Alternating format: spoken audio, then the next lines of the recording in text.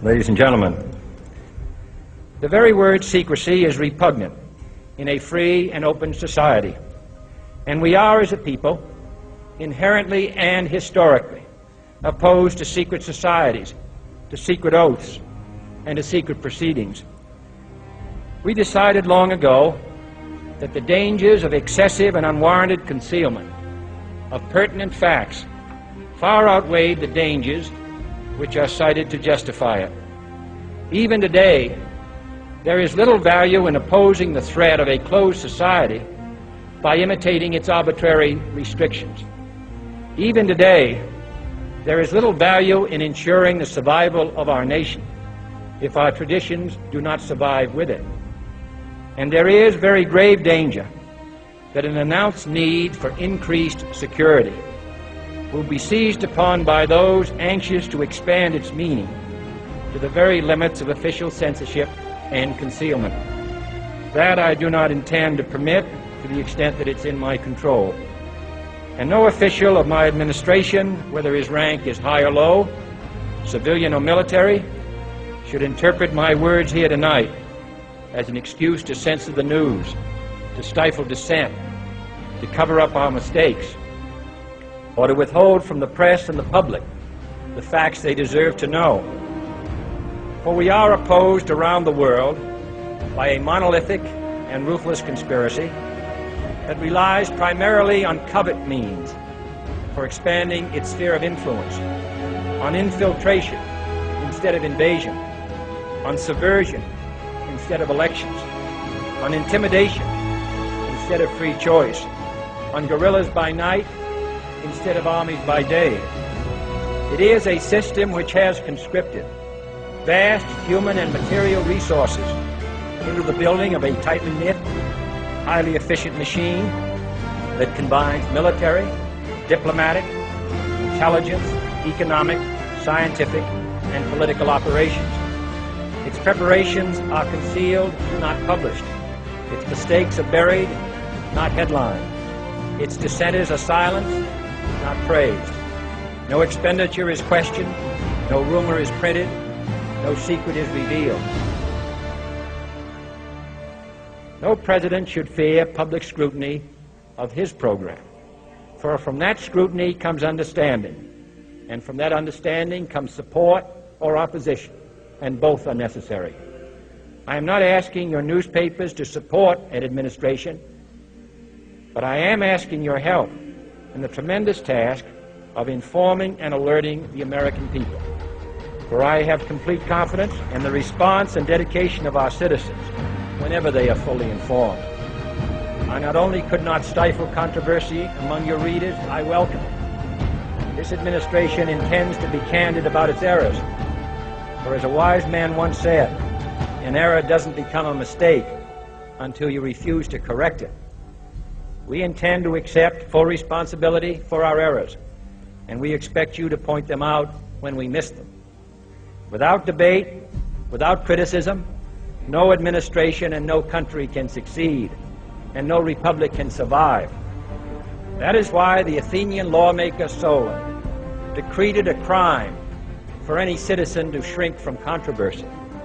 And that is why our press was protected by the First Amendment, the only business in America specifically protected by the Constitution, not primarily to amuse and entertain, not to emphasize the trivial and the sentimental, not to simply give the public what it wants, but to inform, to arouse, to reflect, to state our dangers and our opportunities, to indicate our crises and our choices, to lead, mold, educate, and sometimes even anger public opinion. And so it is to the printing press, to the recorder of man's deeds, the keeper of his conscience, the courier of his news, that we look for strength and assistance, confident that with your help, man will be what he was born to be, free and independent.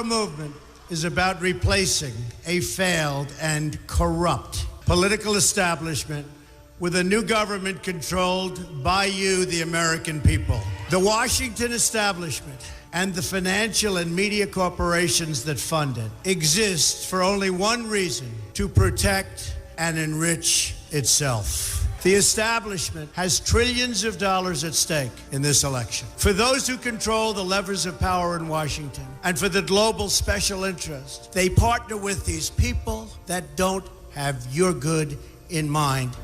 Our campaign represents a true existential threat like they haven't seen before.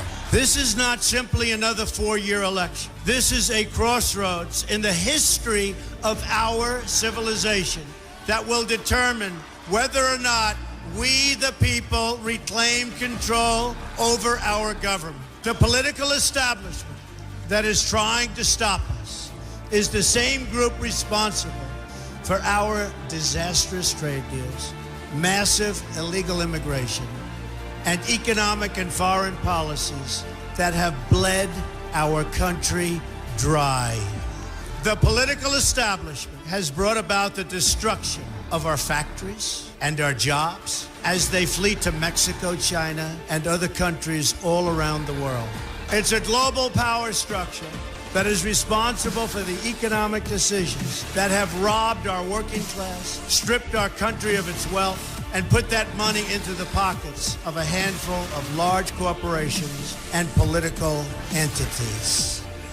This is a struggle for the survival of our nation, and this will be our last chance to save it. This election will determine whether we're a free nation or whether we have only the illusion of democracy, but are in fact controlled by a small handful of global special interests rigging the system, and our system is rigged.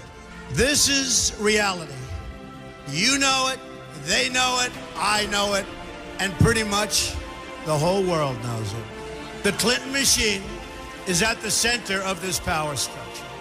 We've seen this firsthand in the WikiLeaks documents, in which Hillary Clinton meets in secret with international banks to plot the destruction of U.S. sovereignty in order to enrich these global financial powers, her special interest friends, and her donors. Honestly, she should be locked up.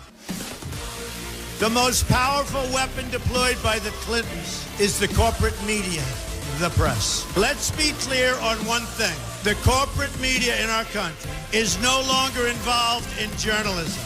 They're a political special interest, no different than any lobbyist or other financial entity with a total political agenda, and the agenda is not for you, it's for themselves. Anyone who challenges their control is deemed a sexist, a racist, a xenophobe. They will lie, and then again, they will do worse than that. They will do whatever is necessary. The Clintons are criminals, remember that. This is well documented, and the establishment that protects them has engaged in a massive cover-up of widespread criminal activity at the State Department and the Clinton Foundation in order to keep the Clintons in power. They knew they would throw every lie they could at me and my family and my loved ones. They knew they would stop at nothing to try to stop me. Nevertheless, I take all of these slings and arrows gladly for you. I take them for our movement so that we can have our country back. I knew this day would arrive. It's only a question of when. And I knew the American people would rise above it and vote for the future they deserve. The only thing that can stop this corrupt machine is you. The only force strong enough to save our country is us. The only people brave enough to vote out this corrupt establishment is you, the American people. Our great civilization has come upon a moment of reckoning. I didn't need to do this, folks, believe me. I built a great company, and I had a wonderful life. I could have enjoyed the fruits and benefit of years of successful business deals and businesses for myself and my family, instead of going through this absolute horror show of lies, deceptions, malicious attacks. Who would have thought? I'm doing it because this country has given me so much, and I feel so strongly that it's my turn to give back to the country that I love. I'm doing this for the people and for the movement, and we will take back this country for you, and we will make America great again.